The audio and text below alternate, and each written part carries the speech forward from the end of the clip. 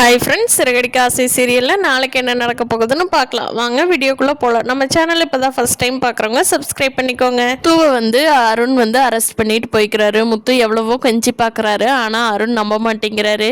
ஏய், நீ daily car ஓட்டிகிட்டு இருக்கிற, உனக்கு தெரியாதா பிரேக் பிடிக்குதா பிடிக்கலையான்னு?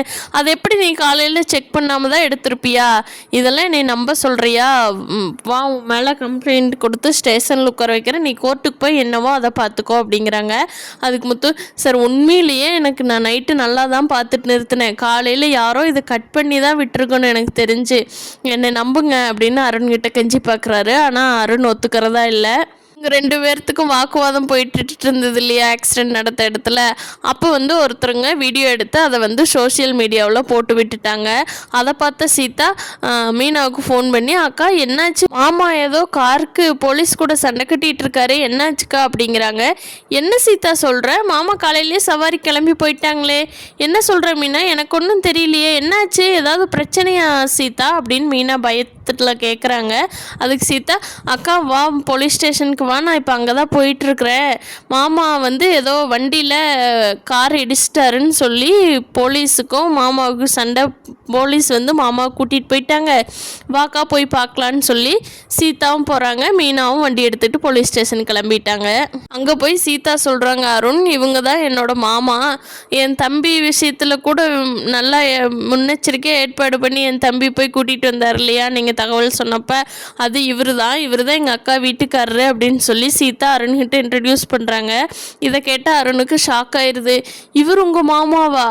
ஆனால் இவர் நல்லவர் இல்லையே சீதா, எங்கிட்ட எப்போ பாரு வம்புக்கே தான் வருவாரே அப்படிங்கிறாங்க. இல்லை அருண், அவர் உங்ககிட்ட வம்புக்கெல்லாம் அவர் யாருக்குமே பண்ண மாட்டார், உங்களுக்கு மட்டும் இல்லை, ரொம்ப நல்ல மனசு அவருக்கு, எல்லாத்துக்கும் நல்லது மட்டும்தான் பண்ணுவார், உங்களுக்கு சூழ்நிலை அப்படி தப்பாக அமைஞ்சிருச்சு அருண் அப்படின்னு சொன்னதுக்கப்புறம் அவர் ஓரளவுக்கு சமாதானம் ஆயிடுறாரு. இருந்தாலும் நான் கேஸ் ஃபைல் பண்ணிட்டேன், 2 நாள் அவர் ஸ்டேஷனில் இருந்து தான் ஆகணும் அப்படின்னு சொல்லி அருண் என்னால் ஒன்றும் பண்ண முடியாது அப்படின்னு சொல்கிறாங்க.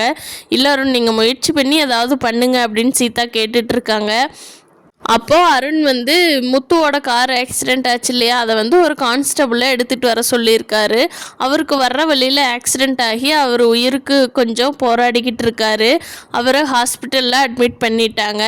அங்கேருந்து ஃபோன் பண்ணுறாங்க, சார் இப்படி நீங்கள் உங்கள் ஸ்டேஷனை சேர்ந்த கான்ஸ்டபுள் ஒருத்தருக்கு ஆக்சிடெண்ட் ஆயிடுச்சு, ஒரு வண்டி ஓட்டிகிட்டு வர்றப்போ, கார் ஓட்டிகிட்டு வர்றப்போ அப்படின்னு தகவல் கொடுக்குறாங்க.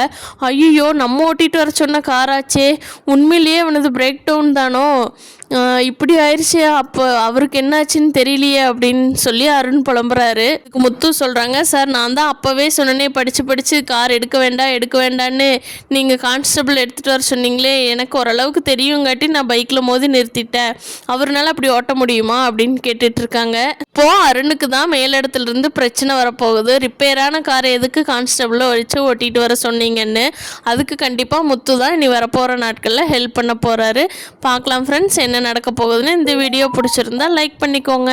தேங்க்யூ.